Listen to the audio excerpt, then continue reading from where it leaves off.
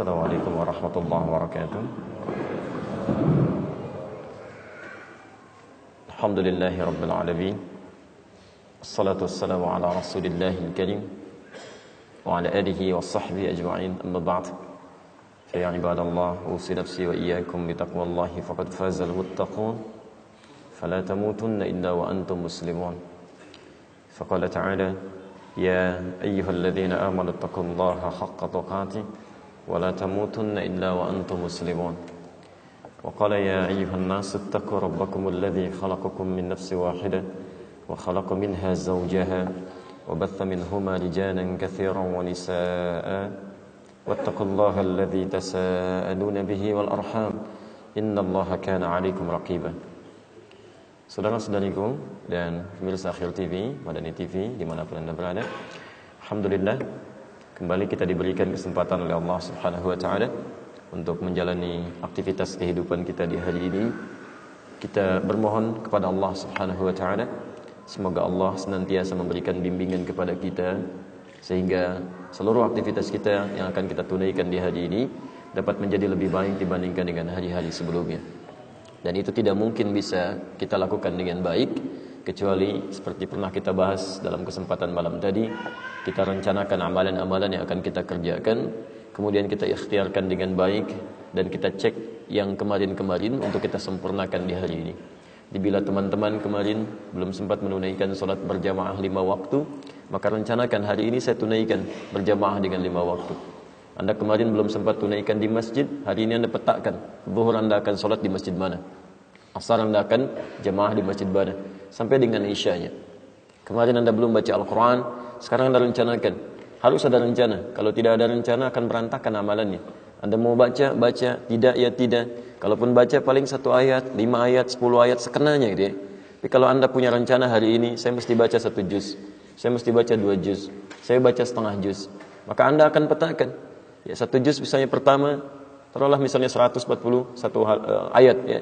Dibagi kemudian ke dalam 5 waktu sholat misalnya, ya, maka Anda temukan misalnya bilangan-bilangan tertentu yang dengan itu Anda bisa bagi, ya, 140 Anda bagi kepada 5 bagian, berapa jadinya? Nah, ayo cepat. 28 ayat dibagi 2 berapa? 14. Masya Allah, sebelum sholat, setelah sholat. Sebelum sholat 14 ayat, setelah sholat 14 ayat, kan? Itu terasa lebih mudah. Maka sampai malam Anda dapatkan 1 juz. Ya, kalau Anda tidak bacakan sebelum sholat, bacakan setelah sholatnya. 14 ayat yang Anda belum bacakan sebelum sholat, setelahnya Anda bacakan. Bahkan Anda bisa bagi lagi dengan amalan-amalan sunnah. Tidak harus dibagi kepada 2 bagian. Ada yang bisa Anda bagi sebelum duha, setelah duha, sampai malamnya. Dan itu indah ini ya. Ya, 14 ayat berapa menit yang Anda investasikan untuk membacakan itu. Ya, Masya Allah. Dan semoga Allah Subhanahu wa ta'ala memberikan kemuliaan kepada kita dan kemudahan-kemudahan dalam merencanakan dan mengeksekusi amalan-amalan yang telah kita tetapkan itu. Teman-teman sekalian, alhamdulillah subuh ini diberikan nikmat kita oleh Allah Subhanahu wa ta'ala. Menunaikan salat berjamaah. Semoga Allah menerima salat yang telah kita tunaikan dan kita teruskan dengan kajian kita hari ini yang temanya cukup menarik. Saya diberikan tema untuk membahas tentang temanmu, syafaatmu di hari kiamat. Bahasan ini seperti biasanya dalam mengurai kajian-kajian kita, harus kita coba cari dulu ya, dasar-dasar argumentasinya dalam Al-Quran, dalam hadis-hadis Nabi SAW. Ya, siapa yang dimaksud dengan teman di sini? Karena Anda banyak jenis teman di dalam Al-Quran yang disampaikan. Kemudian Anda katakan temanmu syafaatmu. Apa itu syafaat? Jangan-jangan selama ini kita selalu bicarakan tentang syafaat, tapi maknanya pun belum kita pahami dengan baik ya. Baru kemudian di akhir kita coba satukan 2 kata ini sehingga dengan itu melahirkan kalimat teman yang bisa menjadi syafaat. Ya. Baik. Kita memiliki waktu yang sangat terbatas di subuh ini, hanya 1 jam ke depan. Karena itu coba kita akan maksimalkan dengan baik, termasuk kalau ada waktu nanti tersisa, kita coba bahas beberapa persoalan-persoalan yang mungkin nanti ditanyakan atau yang tadi malam yang belum sempat terjawab dari beberapa persoalan yang disampaikan. Baik, kita mulai dulu dengan bahasan kita. Saya akan sedikit lebih banyak berdiri ya, dan untuk bisa menuliskan sehingga bisa terlihat beberapa turunan ya. Bismillah. Baik, kita mulai dengan bahasan utama kita. Temanmu adalah syafaatmu itu ya. Baik, mari kita lihat. Anda berikan judul temanmu syafaatmu ya.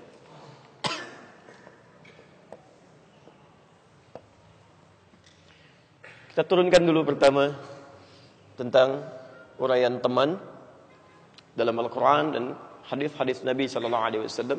Saya lebih senang demikian ya. Kalau ada dalam Al-Quran, dalam hadis itu lebih mulia, lebih bagus ketimbang kita mencari pendapat-pendapat lain. Karena apa yang telah Allah sampaikan, yang Nabi kemudian tafsirkan dari situ, itu yang terbaik ya, yang bisa kita jadikan acuan. Ini pertama. Kemudian kita turunkan yang kedua nanti pengertian syafaat. Dan yang ketiga baru kita sambungkan dua makna ini. Bagaimana seorang teman bisa menjadi syafaat dalam kehidupan kita di akhirat nanti. Karena nanti ada banyak jenis-jenis syafaat yang bisa kita rencanakan, usahakan dari sekarang untuk bisa didapatkan. Ada syafaat nanti yang bisa datang dari para nabi, ya, khususnya Nabi Muhammad SAW. Ada yang nanti juga syafaat diberikan dari kitab suci, khususnya Al-Quranul Karim. Ya, ada nanti syafaat yang datang dari amalan-amalan kebaikan kita. Ada nanti syafaat yang datang dari teman-teman sekitaran kita. Dan puncak syafaat adalah rahmat Allah Subhanahu wa ta'ala yang diberikan langsung kepada hamba-hamba terpilih. Nah, dari mana yang Anda ingin usahakan? Setidaknya saat di dunia bisa kita pilih. Hari ini kita keluarkan satu. Baik. Pertama, teman. Dalam bahasa Arab, setidaknya ada 4-5 jenis teman. Dan Anda harus peka kapan istilah ini digunakan. Karena orang Arab saat bicara, ya, orang-orang Arab fasih itu, ketika mereka memilih kata, diksinya akan sesuai dengan konteksnya. Ya. Kalau orang Arab sekarang barangkali pada umumnya agak menyampaikan bahasa-bahasa sifatnya masih umum dia. Tapi orang-orang Arab dulu itu sangat menjaga kosakata ya. Jadi apa yang mereka maksudkan ingin disampaikan, pilihan katanya akan sesuai dengan konteksnya. Muqtadal hal istilahnya. Ya. Misal kita turunkan satu, ada yang disebut dengan zamil, zamilun. Jama'nya zumala. Baik. Insyaallah saya enggak hapus ini ya. Kedua, ada yang disebut dengan sadiqun. Sadiq. Jama'nya asdiqa.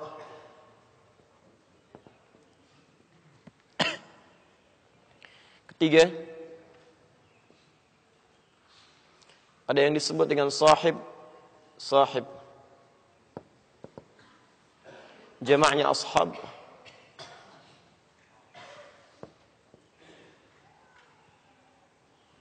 Kemudian yang keempat, ada dalam bentuk kata majazi, kiasan, karimun. Ya. Kalau antum belajar sastra, ilmu balaghah, nanti ada salah satu bait syair di masa jahiliyah, karimun mata amdahuhu amdahuhu. Ya? Baik, ada karim. Jamaknya bisa karama. Kemudian yang terakhir bisa akhun atau ukhtun kalau perempuan. Jamaknya ikhwatun. Ikhwah. Kalau ini dipecah lagi, ke sini menjadi ikhwan. Ini jadi akhwat perempuannya. Akhwat. Ada 5 jenis teman yang setidaknya seringkali dimunculkan atau disebutkan dalam kosakata bahasa Arab dan praktek komunikasi mereka. Ini kita turunkan dulu. Jadi nanti teman-teman kalau Anda ke Arab dipanggil dengan salah satu ini, kita bisa paham artinya. Jelas ya? Baik. Ya, kita mulai satu-satu. Bismillah. Zamil atau zumala. Jamaknya zumala. Zamilun. Ya. Jamaknya zumala. Kalau disebutkan zamil, zamil artinya biasanya digunakan untuk menyebut teman secara umum. Ya, teman secara umum. Walaupun asal katanya menunjuk pada teman yang menenangkan dan menyenangkan. Ya, teman yang menenangkan dan menyenangkan. tenang, senang, membuat nyaman.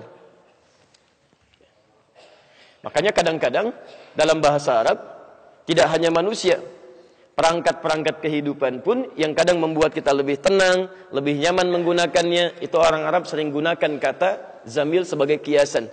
Ya, bahkan digunakan kemudian orangnya yang penggunanya. Ya, kalau zamil itu temannya, penggunanya disebut dengan muzammil. Muzammil. Makanya Rasulullah SAW ketika satu kali beliau kenakan selimut yang dengan itu terasa tenang dan nyaman menggunakannya. Kemudian saat akan turun ayat tentang salat malam itu, kalimatnya menggunakan kata muzammil. Quran surah 73, ayat yang pertama.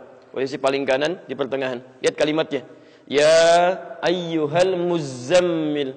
Hei orang yang sedang menggunakan selimut sebagai temannya yang memberikan ketenangan dan kenyamanan dalam tidurnya. Qumil laila illa qalila. Yuk bangun. Jangan terlalu nyaman kamu dalam kehidupan malam itu. Nabi, Rasul, dekat dengan Allah, orang paling takwa, jelas surganya. Masya Allah, masih dibangunkan oleh Allah Subhanahu Wa Taala dengan wahyu untuk menunaikan sholat tahajud. Dan beliau biasa tahajud. Berapa jam sih tidurnya Nabi? Ketika nikmat menggunakan itu jangan terlalu nikmat dengan dunia. Tempat kamu bukan di situ. Ayo, hei ahli akhirat, cepat bangun. Antum Nabi bukan, Rasul bukan, itu kan? Sampai dengan subuh ini surganya belum jelas. Masya Allah, siangnya sibuk bekerja, malamnya sibuk tidur. Kapan tahajudnya, itu kan? Maka dipanggil, ayo, innalaka fin nahari sabhan tawila. Kamu siang tuh terlampau sibuk luar biasa. Malam kamu terlelap juga. Katanya pengen masuk surga. Hei, yang sudah jelas surganya masih bau bangun malam. Kamu yang belum jelas kapan kamu mencari bekal akhiratmu. Paham sampai sini? Ini zamil. Jadi kalau ada orang namanya muzammil, okay? Banyak sekarang ya. Ada muzammil Yusuf, ada muzammil hasballah, ada muzammil macam-macam. Itu artinya dia bisa dijadikan teman yang menyenangkan dalam kehidupan. Kalau ada namanya muzammil tidak menyenangkan, ingatkan. Ya akhi, antum teman yang menyenangkan. Masya Allah. Bukan, saya muzammil. Hei, kamu teman yang menenangkan. Bukan, saya muzammil. Terserah kamulah. Ya. Jamaknya zumala. Zumala. Ya. Kayak orang Arab kadang-kadang kalau anda misalnya umrah, ya, atau misalnya anda haji, kemudian di imigrasi anda ribut, anda macam-macam, kan? Anda ditenangkan, ya Zavili, gitu kan? Taib. Itu artinya, teman, ayo, ta'al hina, ta'al, sini, ya. Tenang. Taib. Kedua, sadiq. Jama'nya asdiqa. Sadiq, jama'nya asdiqa. Jika disebutkan sadiq dalam bahasa Arab, itu artinya teman dekat yang selalu mengarahkan pada kebaikan, pada kebenaran maksudnya. Ini sudah dekat. Ya. Kalau zamil masih umum. Kalau ini teman dekat.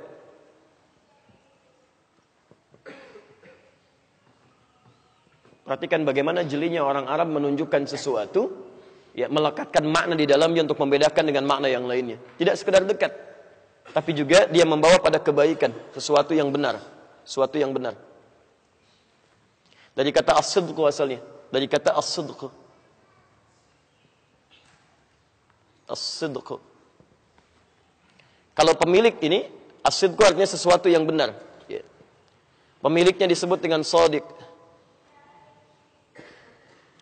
Fokus. Pemilik sifat benar, ya, yang selalu berjalan di tracknya. Dia nggak mau keluar dari sesuatu yang salah. Mohon maaf, dia kerja ikut aturan yang benar. Dia kemudian misalnya masuk satu komunitas mencari sesuatu yang benar. Ya, dia mau kenakan pakaian dengan benar. Dia keluar dari masjid mau pakai sendal dengan benar. Yang punya dia pakai, yang bukan dia tinggalkan. Tayyib. Ya, jika Anda misalnya menemukan orang yang seperti ini, orangnya disebut dengan shadiq. Kalau Anda berteman dengan orang itu, kemudian ada hubungan yang lekat dengan Anda, sampai selalu Anda diluruskan pada yang benar, itu namanya shadiq. Nih. Temannya disebut dengan shadiq. Shadiqun. Anda berjalan, kemudian bercanda misalnya, ngajak canda teman, ya. Candanya berlebihan yang tidak ada maknanya. Kata teman Anda, jangan berlebihan, ya, yang seperti nanti membawa pada hal yang tidak bagus. Shadiq. Anda diajak kepada tempat yang tidak baik, bisa yang Allah tidak suka, nggak usah ke sana lah. Ini nggak bagus, sini aja. Shadiq. Baik, ya? Tapi ini masih umum. Awas, hati-hati. Karena ukuran benar yang dimaksudkan dalam konteks ini adalah benar yang sesuai dengan aturan Allah Subhanahu wa taala. Jelas ya? Kadang ada orang membawa kepada sesuatu yang benar tapi keluar dari aturan Allah Subhanahu wa taala. Ya, secara umum aturan dunia benar. Ya, dibenarkan secara hukum misalnya, tapi aturan Allah menyalahi itu. Ya, enggak diperkenankan, tidak boleh. Misal, ada aturan hukum mengatakan, misal saja ya, misal. Yang paling gampang dalam bermuamalah, riba misalnya. Riba kan enggak boleh. Paling kecil misalnya tukar-tukar uang di jalan tuh. Kalau musim-musim hari raya, ya, musim-musim pasca Ramadan, kan ada yang nawar-nawarkan uang gitu. Yang recehan-recehan itu kan, tukar pak gitu kan. Secara umum kelihatan boleh. Ya, boleh Anda ambil secara umum gitu kan. Tapi secara hukum tidak. Jadi apa yang menurut Allah benar, itu yang diikuti. Walaupun manusia kadang-kadang tidak memahaminya. Apa yang dianggap manusia benar, belum tentu menurut Allah benar. Maka, maaf, kalau dua ini bersanding, tinggalkan pendapat manusia, ambil ketentuan Allah Subhanahu wa taala. Maka itu ukuran yang dimaksudkan dengan kata as-sidqu, pemiliknya disebut shadiq, temannya disebut dengan shadiq. Paham sampai sini? Jadi. Nah, kalau dia kemudian alhamdulillah membela Anda dari sesuatu yang misalnya diragukan oleh banyak orang, orang ragu kepada Anda. Ya, dengan kalimat-kalimat Anda, kebaikan-kebaikan Anda, dan dia membela Anda, meneguhkan kekuatan kepada Anda, maka berubah namanya dari shadiq menjadi siddiq. Siddiq. Karena itu sahabat Abu Bakar, ya, satu kali ketika orang-orang mulai ragu dengan Nabi sallallahu alaihi wasallam karena diperalat oleh Abu Jahal setelah peristiwa Isra dan Mi'raj itu, Nabi naik ke Jabal Qubais. Jabal Qubais itu posisinya sekarang jadi istana raja di atasnya. Ada satu bukit yang di atasnya dibangun istana raja. Kalau Anda pergi ke Mekah, insyaallah yang belum berangkat, saya bermohon pada Allah mudah-mudahan diberikan kemudahan untuk sana. Dan yang belum bisa mengulang gitu kan.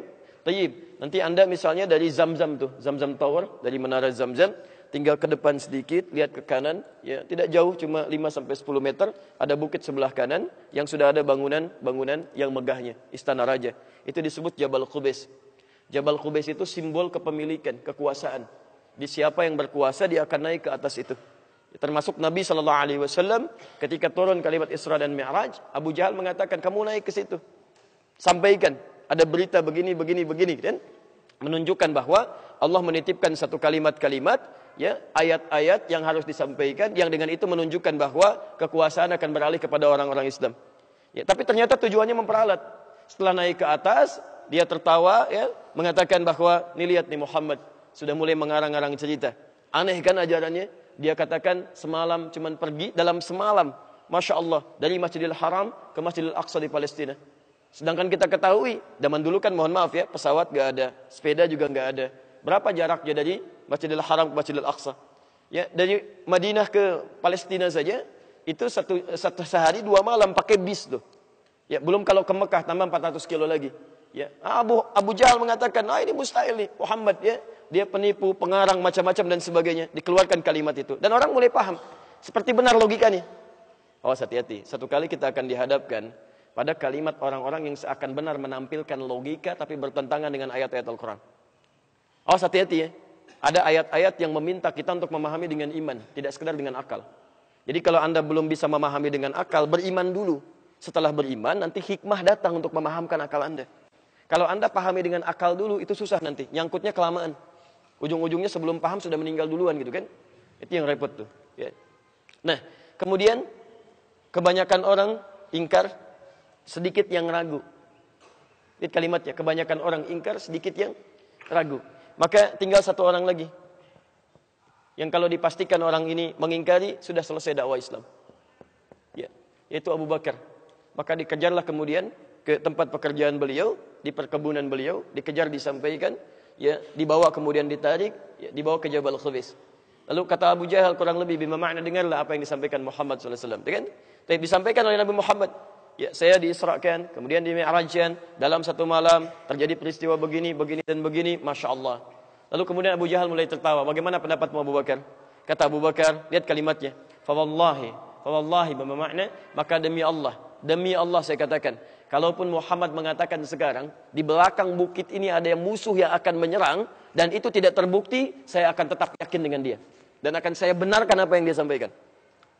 Membenarkan sesuatu sebagai pembelaan terhadap teman yang sangat disayangi untuk menepis keraguan banyak orang, maka berubah kalimatnya dari Shadiq menjadi Siddiq.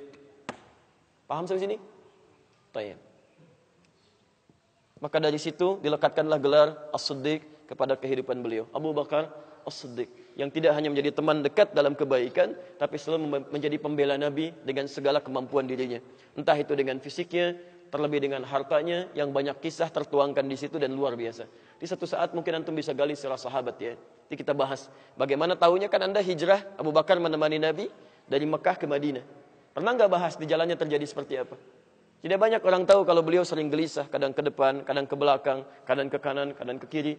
Ya Abu Bakar, apa yang kamu lakukan? Ya Rasulullah, saya takut ada anak panah di depan, saya akan menjadi tameng bagi Anda, biar saya yang kena duluan.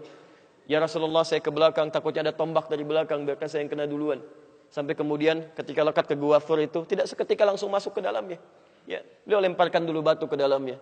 Apa yang kamu lakukan untuk mengecek ada binatang buas atau tidak? Setelah itu, kosong, tidak ada respon. Nabi mau masuk, tahan ya Rasulullah. Dia masukkan tangannya begini. Kenapa engkau masukkan? Untuk mengecek lebih dalam lagi. Gitu kan? Nabi hanya mengecek kecintaannya kepada Nabi SAW. Sampai di dalam tidak ada orang yang paling sedih, paling menangis, kan? Kecuali Abu Bakar. Sampai turun ayat di sini untuk memuji bagaimana kecintaannya kepada Nabi SAW. La tahzan innallaha ma'ana. Gitu kan? Jangan kamu, tahzan itu kan menangis, bukan sedih. Ingat ya, sudah ada kalimat, sudah ada air mata, sudah ada dumu' di situ. Sudah ada keluar. Walaupun tidak harus misalnya kemudian air mata itu keluar dengan kalimat-kalimat yang lain atau perasaan-perasaan yang menghadirkan suara. Kalau itu sudah dibuka namanya. Bukaun. Ya, jadi kalau buka itu artinya tangisan yang mulai pecah, yang mulai melahirkan isak. Kalau sudah terisak-isak itu sudah ada suara. Tapi kalau hazan itu kesedihan yang dalam yang bisa meneteskan air mata. Jadi saking kalau nggak ada musuh tuh udah keluar tuh tangis itu kan. Cuman karena ada musuh dia jaga tuh. Ya saking dijaganya beliau tapi keluar air mata. Bagaimana kalau ini terjadi kan? Kenapa? Kalau sudah musuh melihat ke bawah, sudahlah selesai kita. Kan? Yang dikhawatirkan bukan dirinya, Rasulullah SAW. Ini As-Siddiq. Itu lain waktu kita bahas lah ya. Kemudian selanjutnya sahib. Sahib. Jika disebutkan sahib, itu teman lekat. Kemana-mana sering ikut. Kalau shadiq belum tentu dekat, belum tentu lekat dengan Anda. Lekat itu maksudnya kemana-mana ikutin, belum tentu gitu kan. Ada yang seperti itu, ada yang tidak. Yang penting ketika Anda ada dalam kesulitan, dia coba bantu untuk menunjukkan pada kebenaran. Tapi yang ini sering ikut kemana aja nih. Sahib. Dari kata sahibayashab. Sahibayashab. Sesuatu yang selalu mengiringi. Taib. Jamannya disebut dengan ashab. Kalau disebutkan sahib, ini artinya teman dekat yang sering mengiringi, setia, ya. Teman dekat yang setia mengiringi, mengikuti. Kenapa sayang? Tidak boleh ada yang menangis. Belum punya teman itu ya, coba cari temannya mana itu. Lihat sini, teman dekat yang setia mengikuti. Tapi ini masih umum. Kadang bisa bermakna baik. Kadang bisa netral atau bahkan buruk. Netral atau bahkan buruk. Ada yang sifatnya baik, kemana-mana diikutin, diberikan nasihat, tunjukkan pada yang baik-baik, gitu kan? Tapi tidak sedikit juga. Yuk ikut yuk, kemana? Ikut. Masya Allah traktiran ikut, makan-makan ikut, gitu kan? Jalan-jalan ikut, Masya Allah maksiat juga ikut, ya. Ini yang jadi masalah nih. Ada yang begitu, ada sahib ini. Kita ambil contoh di Quran aja misalnya kan? Quran surah ke-18 Al-Kahf. Ayat 32 sampai ayat ke-40. Dari posisi paling kanan, di pertengahan agak ke bawah sedikit, sampai yang paling kiri, ke atas sampai dengan ke tengah lagi. Kalau Anda buka ayat 34-nya, 32 ini kisahnya sampai ayat ke-40. Ada dua orang diberikan contoh oleh Allah Subhanahu wa taala, ya. Dua orang laki-laki yang melakukan pertemanan sampai akrab luar biasa, ya. Wadrib lahum mathalan rajulaini ja'alna li ahadihima jannataini. kami tampilkan contoh kehidupan persahabatan tentang dua orang. Yang satu di antara keduanya kami berikan harta yang sangat banyak. Masya Allah. Diberikan kebun-kebun yang luas, yang indah, yang rindang. Apa yang terjadi? Di ayat 34-nya. Kemudian dia berkata kepada temannya. Faqala li sahibihi, dia berkata kepada temannya. Lihat, ana aktsaru minka mala ya wa azzu nafara. Lihat nih harta saya. Lumayan nih banyak daripada kamu. Kamu kapan kayaknya seperti ini? Jadi ada teman dekat, yang satu biasa-biasa saja, yang kedua kaya. Saya sudah mencapai ini nih. Kita temenan dari dulu, dari mulai SD, misal kalau bahasa kita gitu kan. Kemudian naik ke atas. Saya sudah mencapai level ini hartanya nih. Ya, posisi saya juga cukup tinggi. A'azzun nafara itu termasuk yang ditinggikan, punya kedudukan. Kamu masih begini aja, kapan naik levelnya? Jelas ya? Taib, dia katakan apa? Faqala li sahibihi, menggunakan kata sahib ini. Ya, jadi Al-Quran ingin melekatkan sebuah pesan bahwa ada dua teman dekat yang sangat lekat, dari dulu sudah dekat, yang satu sudah mencapai kemakmuran dunia, yang satu hidup bersahaja. Ya. Cuman sayang, dunia yang didapatkan ini ternyata menjadikan dia sedikit berpikir lebih jumawa. Kalau Anda teruskan ke ayat 35-nya, 36-nya, posisi paling kiri sebelah atas itu kan sampai turun. Ya, wa dakhala jannatahu wa zalimun li nafsi. Kemudian dia mulai pamerkan kebunnya sampai dia berbuat zalim pada dirinya, mulai sombong. Ya, nih punya saya nih, ini anggur ya, anggur. Padahal tiap hari juga mungkin lihat anggur ya. Taib nih, lihat nih yang paling enak nih, yang begini dan sebagainya. Ada yang begitu. Ingat ya, ingat betul pesan ini ya. Ini kaidah dalam tafsir Al-Quran. Jika Anda temukan satu kisah di Quran, tidak disebutkan siapa namanya, kapan kejadiannya, masih umum, artinya di masa depan pun akan terjadi yang seperti itu. Anda akan temukan mungkin teman dekat, mungkin teman SD Anda, teman SMP Anda, sudah dewasa gitu kan. Masya Allah, sudah sama-sama beraktivitas, ketemu lagi. Atau bahkan ikut Anda terus ya. Kadang-kadang dia jadi bosnya, Anda jadi ikut-ikutnya. Ada sifatnya yang kadang ingin pamer, ingin tunjukkan kepada Anda gitu kan. Assalamualaikum, bro, kita janjian ya. Saya kan, di mana? Di sini. Datang lihat tuh, tiba-tiba bawa misalnya, Masya Allah. Padahal janjiannya cuma deket aja. Mau olahraga gak sibuk, tapi bawa Ferrari misalnya gitu kan. Datang. Begitu masuk, Masya Allah, akhi. Ini bukan akhi, ini Ferrari. Ya, Masya Allah. Cuma ingin nunjukkan misalnya kan. Ingin nunjukkan macam-macam. Itu pasti ada. Pasti itu. Anda harus yakini. Kalau Quran isyaratkan begitu akan terjadi. Akan ada orang-orang yang bersahabat, satu punya kemapanan, yang mungkin dia bisa bersikap angkuh dalam kehidupan. Tapi perhatikan, apa yang terjadi ketika itu kemudian muncul dalam persahabatan ini. Teruskan ayatnya. Teruskan ayatnya. Dari mulai ayat ke 36, 37-nya, 38-nya, 39-nya, sampai ayat 40-nya. Bahkan ayat 38-nya, lihat kalimatnya. Qala lahu sahibu. Ketika temannya yang punya dunia itu mulai angkuh, maka teman akrabnya ini mulai mengingatkan. Mulai mengingatkan. Lihat kalimatnya.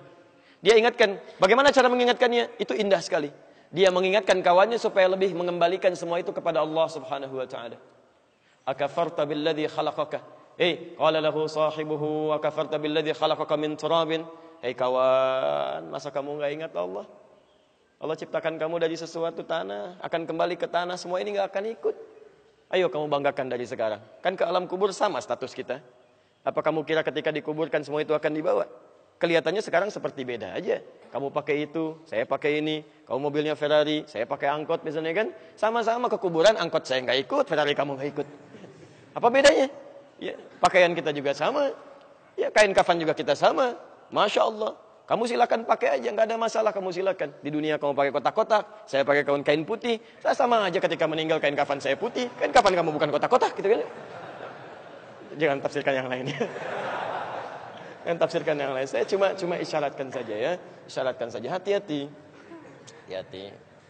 Oh, ini agak sensitif ya. Pulang dari sini jadi tersangka nanti saya. Kita cuma kasih contoh, bukan yang lain-lain ya.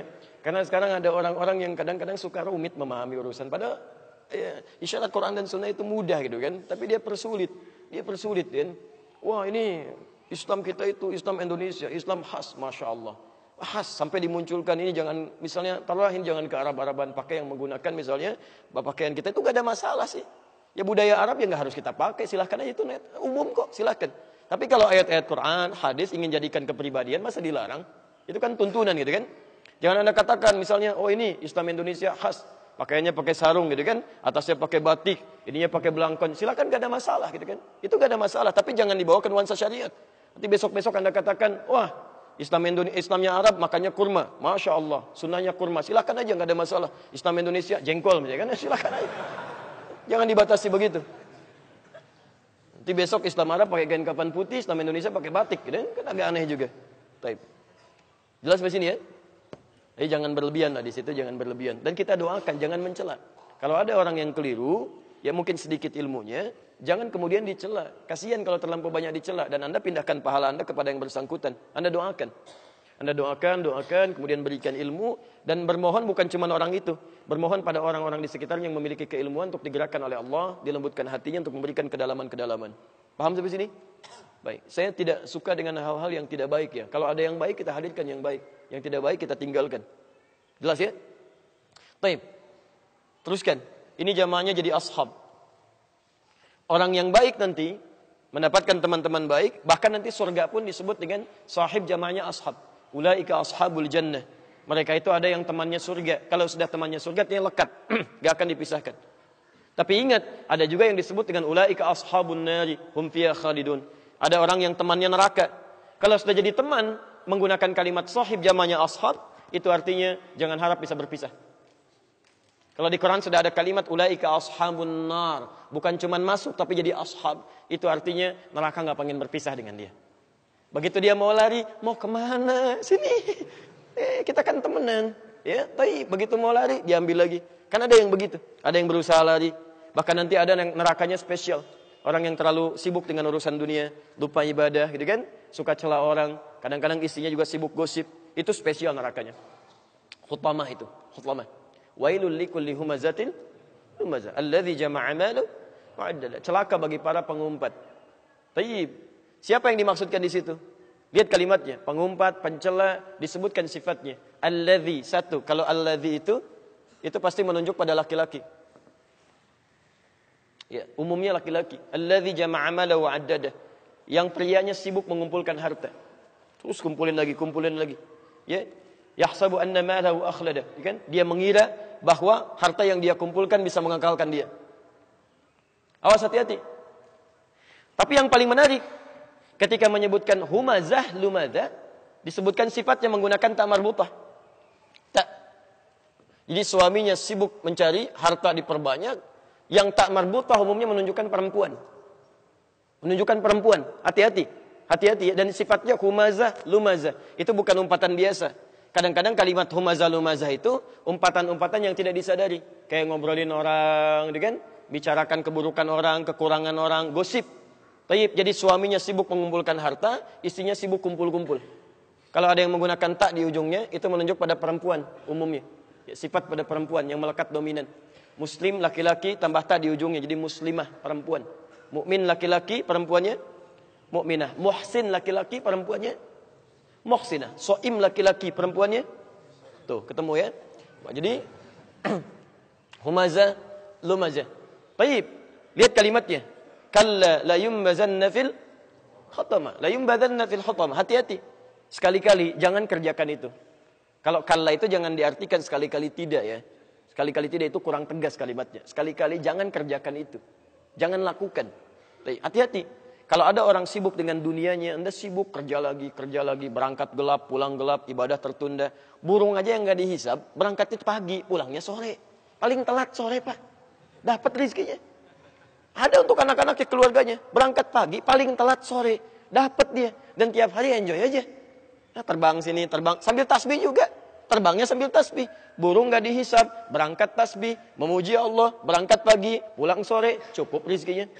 Antum yang dihisab, berangkat gelap, pulang gelap, belum tentu bertasbih, pulang ngomel-ngomel, berangkat kuku lutus gitu kan. Masya Allah. Pengen surga, kan repot tuh. Dan belum cukup aja, mau nyari sebanyak apa sih? Toh meninggal gak dibawa juga gitu kan. Jadi hati-hati. Ini sahib, pilihannya bisa surga, bisa neraka. Khutamah ini tidak biasa itu. Narullahil muqadah allati tatali'u 'alal afidah. Itu neraka yang membakar dari ujung kaki sampai ke otak bagian dalam. Tum tahu cara bakarnya? Kita ke ujungnya dulu ya, ke ujung ayatnya. Fi amadim mumaddadah. Jadi kalau yang tadi ini, yang sahib yang ini, Itu dia ada yang lari diambil. Haus diberi minum, minumannya dari hamim. Hamim itu campuran tembaga yang dipanaskan. Ada yang dari darah, ada yang dari nanah, macam-macam. Ya, tayyib. Kalau mau makan dari duri-durian, la yusminu wa la yughni min ju'. Enggak menghilangkan lapar, tidak juga menambah kemudian kekenyangan. Itu masih bisa bergerak tuh. Ini enggak. Fi amadin mumaddadah, yang ini diikat begini di tiang.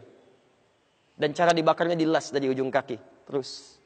Tapi kalau belum matang sampai ke dalam, misal jempol dulu belum matang sampai ke dalam, enggak akan naik ke atas tuh. Jadi begitu sudah matang, dalamnya hancur, naik ke atas, ini sembuh lagi terus sampai ke otak. Ke otak ya. Tattali'u 'alal af'idah. Ya, kalau bahasa kitanya begini, ini isi otak kamu apa sih saat di dunia? Yang dipikirin dunia lagi, kumpulin sampai lupa dengan akhirat. Salat gak dikerjakan, orang lain ngejar salat sunnah malam-malam, sampai dengan malamnya kamu yang fardu aja diabaikan demi mengejar dunia. Apa isi otak kamu? Yuk kita angetin tuh ke dalam terus. Bakar sampai habis. Ini. Tapi Anda mesti hati-hati. Karena penghuni neraka ini sudah diintai saat di dunia kalau dia gak mau bertobat. Innaha 'alaihim musadah. Diintai, dilihat nih. Kamu teman saya nih, siap-siap ya. Kalau nggak taubat tuh, begitu sampai ke sana sudah nggak akan dibiarkan. Hei teman, sini, saking dekatnya dengan saya jangan pergi, saya ikat ya. Baik. Ini poinnya. Karim.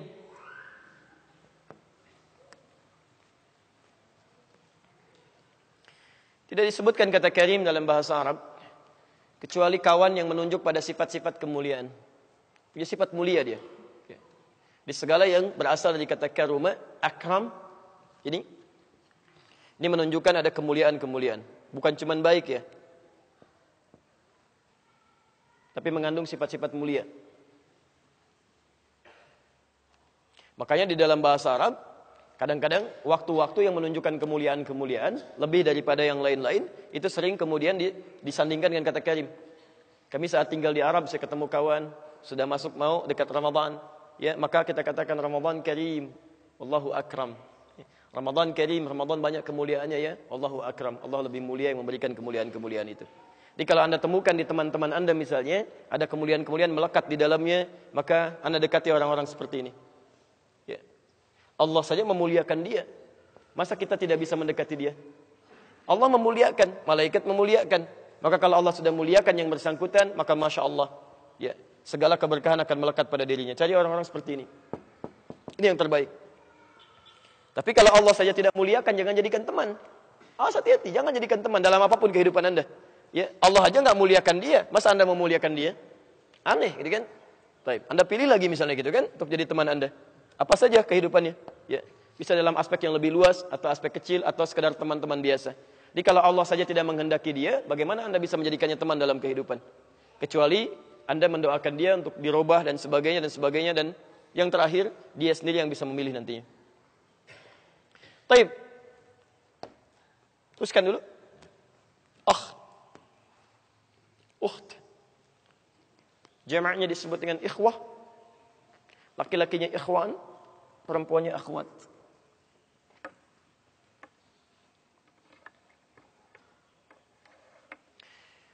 Kalau disebutkan kata al-akh untuk laki-laki, kemudian ukht untuk perempuan, itu tidak hanya sekedar teman, tapi teman yang dilukiskan memiliki nilai persaudaraan seperti saudara kandung seayah.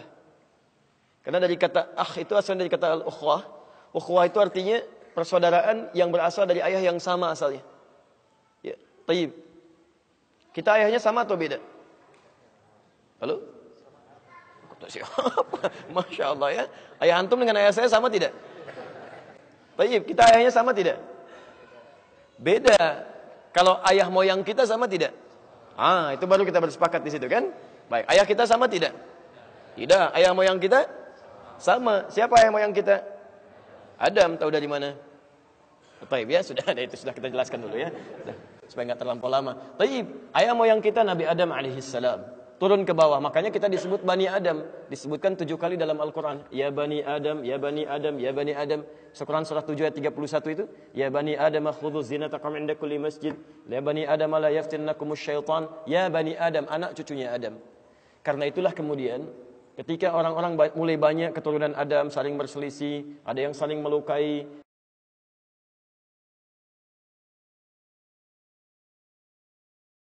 memberikan nilai yang dalam kehidupan. Hei, kenapa kamu saling menyakiti? Kenapa kalian saling terpecah belah?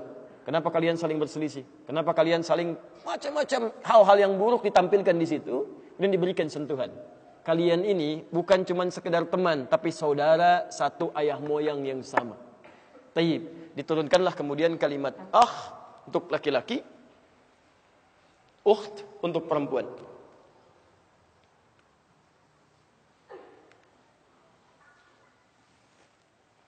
Kalau Anda ingin jadikan misalnya teman saya, saudara saya atau saudari saya, ingat kalau disebutkan konsekuensinya bukan cuma jadi teman, tapi Anda perhatikan orang itu seperti Anda perhatikan saudara seayah Anda. Itu dalam bahasa Arab disebut demikian. Jadi kalau Anda misalnya panggil teman Anda ya ya tidak dengan kata sahib, ya sadiq, ya tapi di Arab manggil Anda ya atau ya akhi misalnya kan? Tayyib, maka itu artinya dia memberikan perhatian kepada Anda seperti dia berikan perhatian kepada saudara sebapanya. Paham ya? Jadi kalau Anda punya adik sebapa langsung misalnya kan, Anda berikan perhatian, Anda berikan nasi, bahkan Anda lapar, dia lapar, Anda berikan terhadap dia dulu misalnya. Kemudian ada kalimat ini Anda munculkan, maka sifat-sifat itu Anda hadirkan dalam kehidupan. Paham?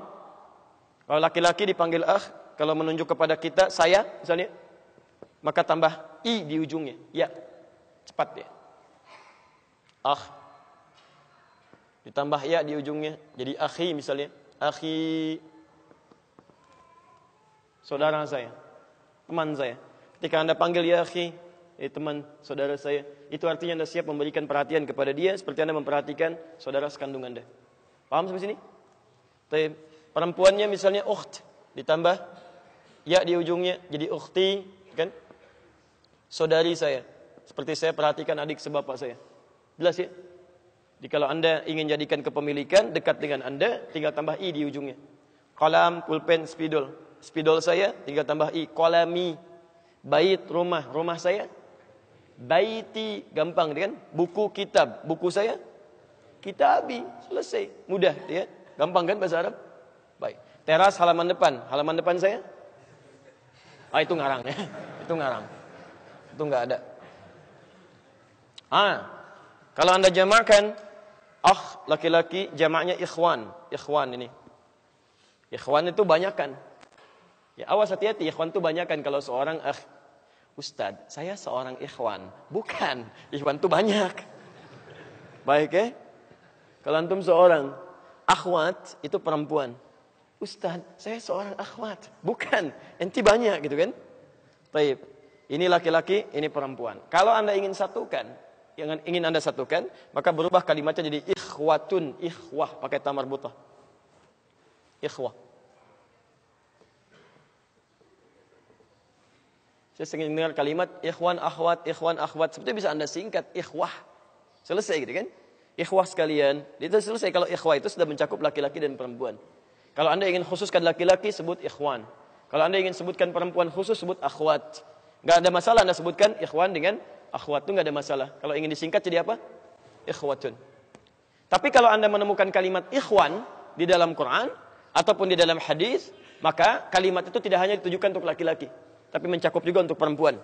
Karena asal kata mudzakkar itu sifatnya umum kalimatnya selama belum dikhususkan dalam bentuk perempuan. Jelas? Tayyib. Quran surah ke-3 ayat 103. Posisi paling kanan ke atas agak sedikit ke tengah. Cukup panjang ayatnya. Lihat. Kalimat yang kelima ini dibuka dengan kalimat yang khusus, beda dengan sebelum-sebelumnya. Kalau sebelum-sebelumnya cuma uraian yang ini tidak. Wa'tasimu bihablillahi jami'a wa la tafarraqu. Awas hati-hati. Awas, wa'tasimu bihablillahi jami'a. Berpegang teguhlah pada ketentuan Allah semuanya. Ayo, wa la tafarraqu, jangan berpecah belah. Jangan terpecah-pecah. Ya, Masya Allah, hati-hati. Hati-hati, segala sebab-sebab perpecahan dalam kehidupan, sebab perselisihan, macam-macam yang membuat Anda terpecah itu enggak boleh terjadi. Harus nyatu. Dan yang paling indah itu nanti di tengah-tengah Anda temukan, fa asbahtum bi ni'matihi ikhwana. Dengan nikmat-nikmat Allah itu antum telah dijadikan sebagai ikhwan dalam kehidupan. Ini mencakup baik laki-laki atau perempuan. Awas hati-hati. Wa kuntum ala syafa hufratin minan nari fa anqadhakum minha. Padahal kalian itu dulunya sudah jauh dari kebaikan-kebaikan, hampir masuk ke dalam neraka, sudah di persimpangan. Jadi dulu saat ayat ini diturunkan, kehidupan orang-orang jahiliyah satu dengan yang lainnya, yang belum jadi muslim itu, yang belum ada ukhuwah Islamiyah, yang belum jadi ikhwah itu, mohon maaf, itu saling terpecah belah, saling menyakiti, saling mencela, saling memukul, sedikit-dikit ada perselisihan, beda sedikit langsung marah, langsung macam-macam dan sebagainya. Apa yang terjadi? Begitu turun Quran, semua berubah jadi lembut. Bahkan Nabi persaudarakan, jadi ukhuwah itu. Hebatnya luar biasa, yang pecela jadi pecinta, yang pemukul jadi perangkul, sampai indahnya luar biasa. Saudara, bukan cuma saudara biasa, bukan cuma teman biasa, tapi betul-betul sebagai saudara seperti seorang yang layaknya satu ayah yang sama. Anda sering dengar kisah kan? Bagaimana orang-orang yang kelaparan, diberikan makanan didahulukan, padahal dia pun lapar. Orang yang kehausan, diberikan minuman, padahal dia pun haus. Dan kisahnya banyak di Quran. Sampai turun Quran surah ke-59, ayat 9 sampai 10 itu. Wa yu'thiruna ala anfusihim walau kana bihim khasasah. Bahkan bisa memberikan yang terbaik untuk saudaranya sekalipun dia sangat membutuhkan. Mungkin Anda pernah dengar kisah kan? Ya Ikrimah dengan pasukannya itu. Ketika selesai berjihad, qadarullah menembus medan perang yang sangat sulit luar biasa. Kemudian beliau sekarat kan? Dalam keadaan sekaratnya, di beberapanya ada prajuritnya, mulai terlihat kehausan. Ada orang tergopoh-gopoh memberikan minuman. Ketika akan diminum oleh beliau, disodorkan begini, dia melihat kawannya. Cuman level rendah, tapi melihat dia kehausan.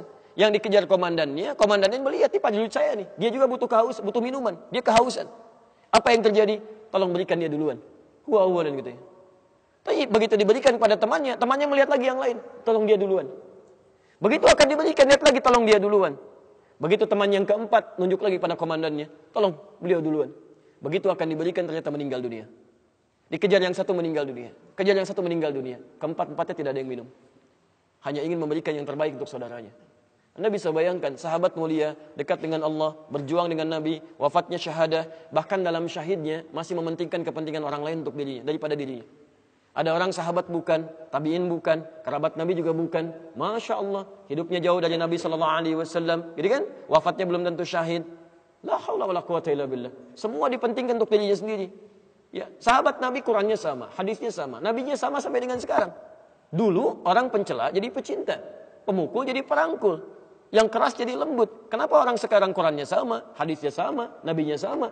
Ya tiba-tiba bisa jadi kasar, jadi pencela, kemudian jadi pemukul dan sebagainya. Ada yang salah di situ. Ya, dan dia gunakan kalimat di sini ikhwan dan akhwat. Ikhwan, akhwat, akhi, ukhti. Tapi menyalahi kaidah Qurannya. Karena Qurannya mengatakan ketika Anda menyebut ikhwan, akhwat, ikhwan, itu wa'tasimu bihablillah wala tafarraqu. Ya, selesai kalimatnya jami'an semuanya. Jangan satu-satu itu. Jadi nggak boleh kemudian terjadi ada orang-orang Islam, seharusnya nggak boleh saling berselisih, kan? Saling mencela, saling macam-macam. Padahal pegangan Qurannya sama, hadisnya sama. Ada yang salah pasti di situ. Pasti ada yang keliru. Karena kalimat persaudaraan Islam itu dibuka dengan kalimat ikhwah. Dan kalimat ikhwah itu fa asbahtum bi ni'mati ikhwana. Ya, kata Al-Qur'an, dengan nikmat Allah, kami sudah jadikan kalian itu satu saudara, teman yang menjadi saudara dalam kehidupan. Dan itu dibuka dengan kalimat, lihat kalimatnya, wa'tasimu bihablillah. Tapi itu syarat ya. Di sepanjang Anda berpegang dengan ketentuan Allah, maka persaudaraan ini akan bisa dibangun. Tapi kalau tidak berpegang dengan ketentuan Allah Subhanahu wa taala, maka sulit akan menemukan yang seperti ini. Ya, maka belajar dengan benar bagaimana Allah menurunkan kitab sucinya, seperti apa maknanya, pelajari oleh Anda. Kalau sudah pelajari dengan baik, tahu surganya, tahu nerakanya, tahu manfaatnya ibadah, tahu tentang pahala, tahu tentang harta tidak akan abadi, itu mudah kita memberi pada orang lain. Itu maksudnya. Jelas di sini? Baik. Terakhir, ada yang tidak saya sebutkan di sini, ini peran antagonis. Jadi kalau Anda ikut hukum Allah, maka sifat persaudaraannya temannya ukhuwah, laki-lakinya akh, perempuannya ukht, jamaknya ikhwan, ini akhwat, keduanya ikhwah. Bersatu dalam hukum Allah. Ya, bersaudara dalam hukum Allah. Jadi bukan dalam hukum biasa. Ya kalau bersaudara hukum biasa, jangankan orang Islam, non-Muslim juga bisa. Tapi orang-orang yang disebut ikhwah ini, walaupun dia dekat, sering membantu, baik, tapi tidak mengabaikan hukum-hukum Allah Subhanahu wa taala. Jelas di sini? Jadi ketika temannya datang, dia mau jamu, bukan karena dia mau datang, tapi karena Allah perintahkan. Ketika dia mau memberi, bukan karena dia butuh, tapi karena Allah perintahkan. Paham sampai sini? Ini yang dimaksud dengan ikhwan, dengan nikmat Allah Subhanahu wa taala. Maka kalau sudah seperti ini, hidupnya nikmat. Ada yang kedua, hati-hati. Dekat juga hubungannya, tapi kedekatannya tidak dibangun dengan hukum Allah. tapi dibangun dengan syahwat yang mengikuti was-was ataupun bisikan-bisikan setan. Maka oleh Al-Quran diistilahkan pertemanan ini dengan nama qarinun, jamaknya qurana. Oh, hati-hati. Qarinun, jamaknya qurana.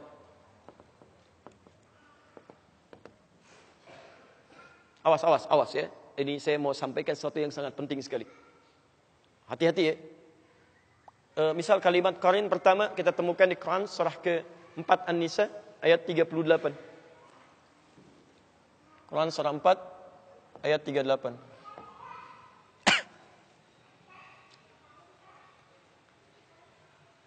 Sudah? Wa may yattakhidhish syaitanu lahu qarinan fasa'a qarina. Ya. Quran surah 4 An-Nisa ayat 38. Posisi paling kanan sebelah atas. Kemudian ada juga di Az-Zukhruf, Quran surah 43. Az-Zukhruf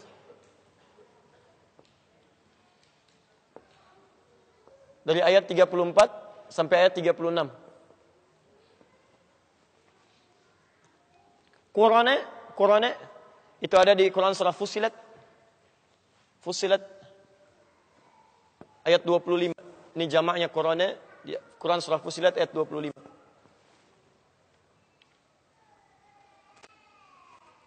Setelah saya tutup ini, baru kita masukkan langsung ke syafaat dan kita bisa akhiri uraian kita dengan baik, insyaallah.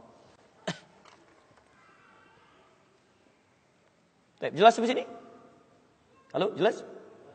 Belum saya terangkan, bagaimana bisa jelas? Belum saya terangkan. Kalau sudah jelas saya selesai gitu kan? Baik. Apa itu qarin? Qarin itu asalnya dari kata al-qarnu. Sesuatu yang menempel lekat. Sesuatu yang menempel lekat. Al-qarnu. Ya, tanduk kerbau itu disebut dengan qarnun. Qarnul jamus. Qarnun, nempel dia. Ya. Kalau ada teman yang selalu lekat, memberikan pengaruh gitu kan, sampai nempel betul, nggak mau terpisahkan, tapi itu kemudian berubah katanya dari qarnun menjadi qarinun.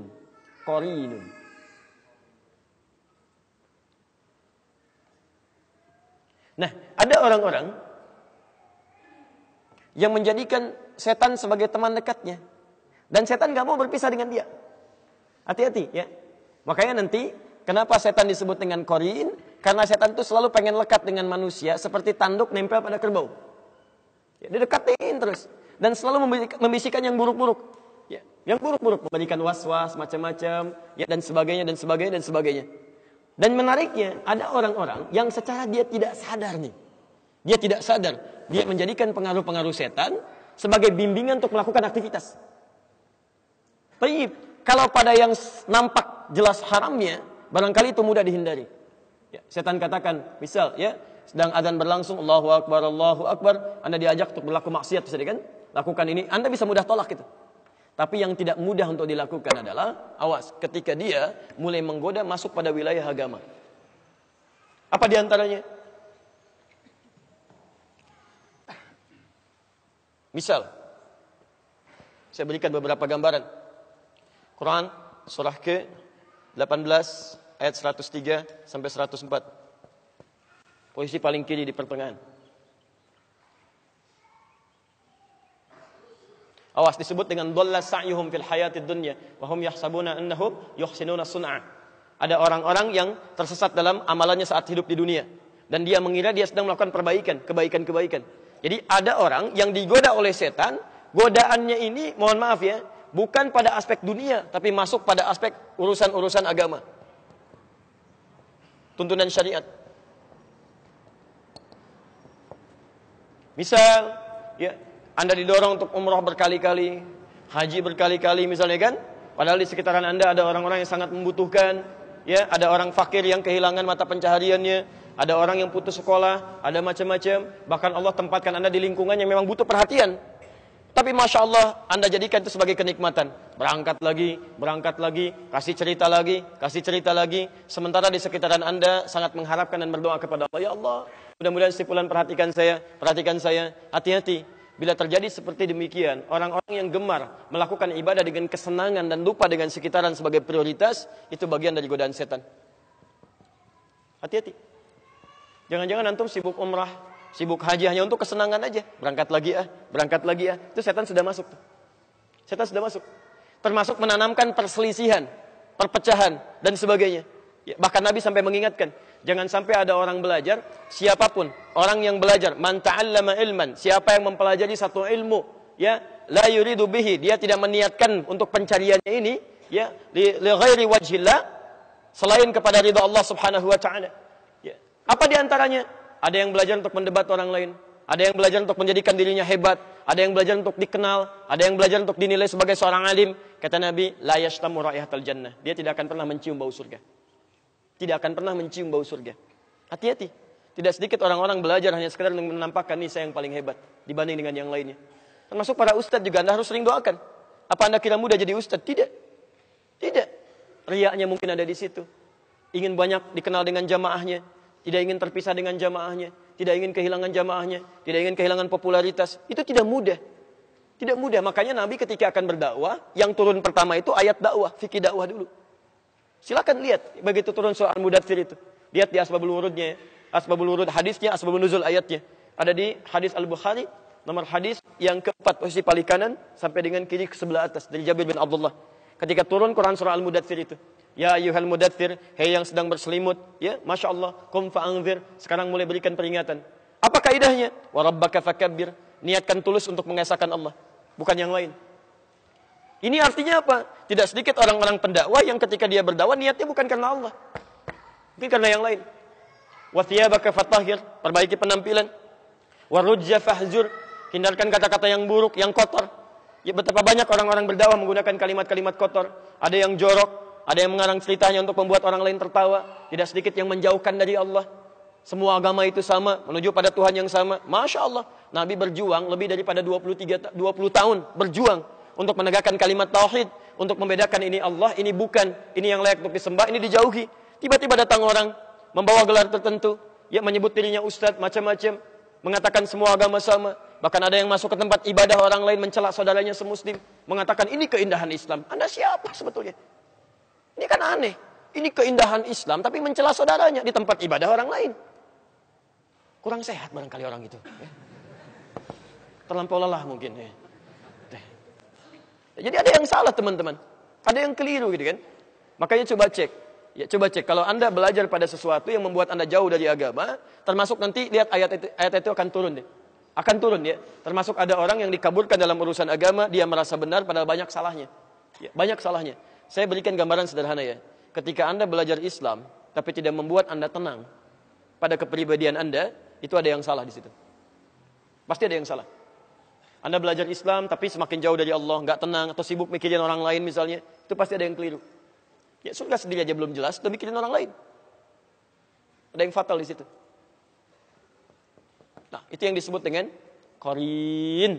Nah, sekarang kita kembalikan, saya akhiri di sini. Siapa teman yang bisa memberikan syafaat?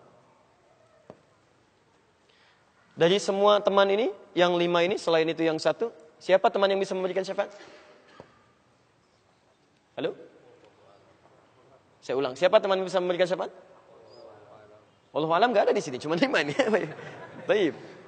Nah, mari kita lihat ya. Di antara teman yang bisa memberikan syafaat, coba kita hapus dulu sebentar ya. Baik. Boleh saya hapus yang ini? Alhamdulillah. Saya berakhir di sini, kita ambil hadis sekarang ya. Hadis riwayat Muslim nomor hadis 183 dari sahabat Abu Sa'id Al-Khudri. Dan kita berakhir di sini. Radhiyallahu ta'ala anhu. Sudah? Sekarang perhatikan. Ini tafsir dari Quran surah ketiga ayat 103. Ini tafsirnya. Kalau Quran surah 3 ayat 103, mana yang disebutkan di antara kelima ini? Apakah zamil, sadiq, sahib, karim, atau ikhwan? Ikhwan. Quran surah 3 ayat 103, posisi paling kanan, dari sebelah atas sampai dengan ke tengah. Fa asbahtum bi ni'matihi ikhwana. Bukan ashab, bukan karoma, bukan asdiqa, tapi ikhwan. Ini poinnya. Yuk, sekarang kita lihat tafsirnya. Itulah sebabnya nanti banyak dipopulerkan panggilan ikhwan, akhwat, ikhwah, akhi, ukhti. Sebetulnya sasarannya ini. Ini poinnya. Ya. Bismillah. Qala Rasulullah sallallahu alaihi wasallam, bersabda Rasulullah sallallahu alaihi wasallam fi ma rawahu Abu Sa'id Al-Khudri, pada hadis yang diriwayatkan oleh sahabat Abu Sa'id Al-Khudri radhiyallahu taala anhu, qala, beliau menyampaikan, qala Rasulullah sallallahu alaihi wasallam bersabda, lihat kalimatnya, bima makna. Lihat, saya langsung ke ujung hadisnya saja karena ini cukup panjang sekali. Hatta idza khalasal muslimuna, hatta idza khalasal mu'minuna minan nar. Sampai ketika orang-orang beriman diselesaikan urusannya dari neraka. Maksudnya hisab. Ya, saat dihisab sudah dipisahkan nih. Orang beriman semua sudah masuk surga. Sudah siap masuk surga semua. Ya. Yang buruk-buruk masuk neraka. Sudah masuk ke neraka. Jadi kalau amalan Anda misalnya 50,001%, Masya Allah, maka Anda masuk ke dalam surga insya Allah. Lebih banyak amal baiknya. Tapi kalau amalan jelek Anda misalnya 50,001%, amal baiknya 49,99, masuk ke mana? Ke neraka. Walaupun cuma 0,01%. Yang jadi masalah sekarang 50%, amal baik 50, amal jelek 50. Masuk ke mana? Taib.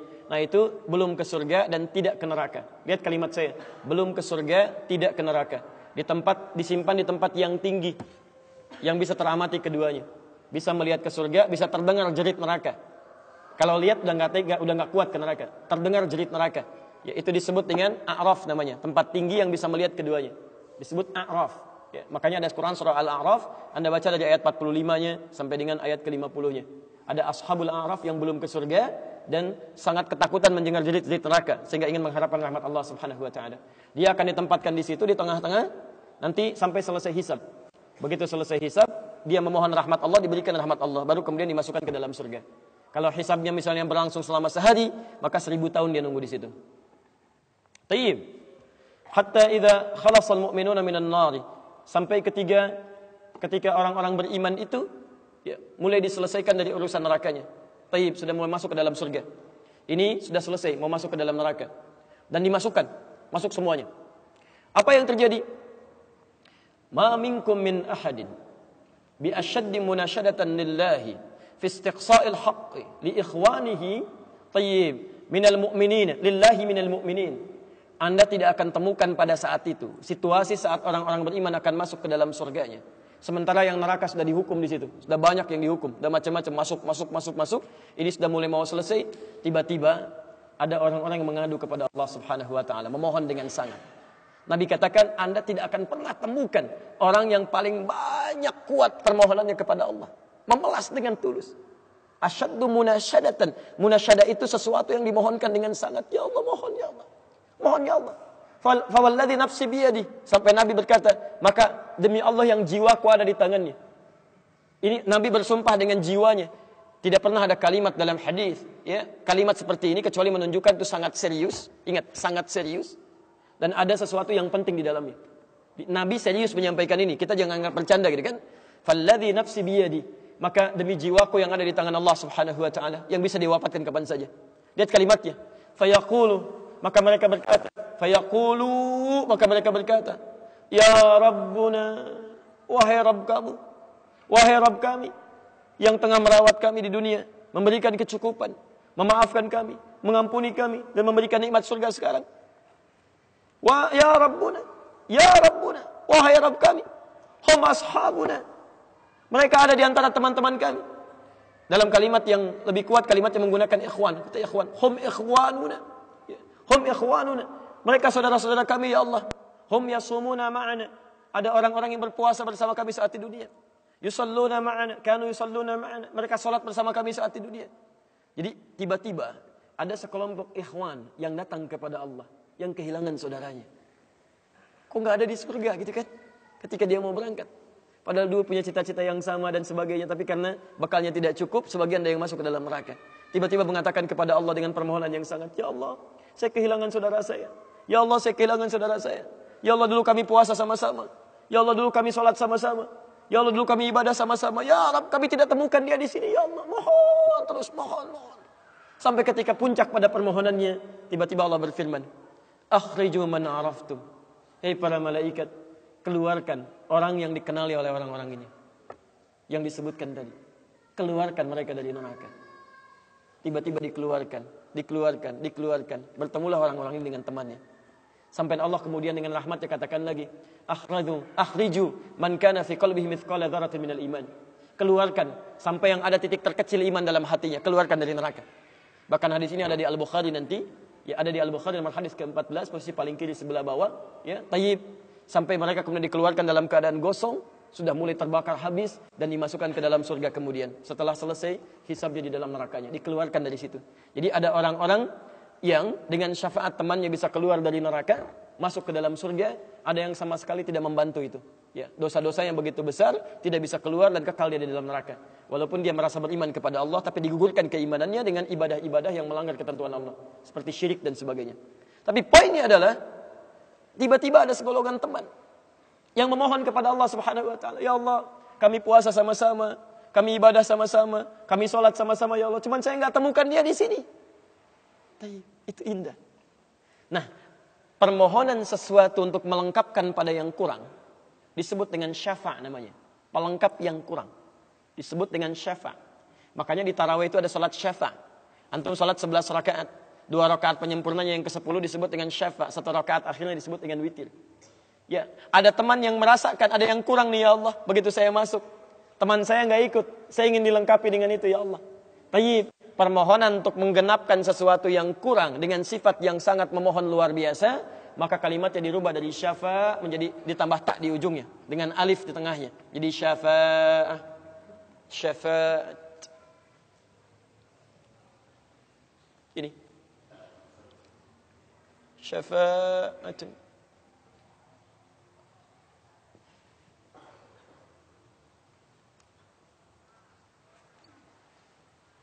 Permohonan untuk mendapatkan kelengkapan nikmat.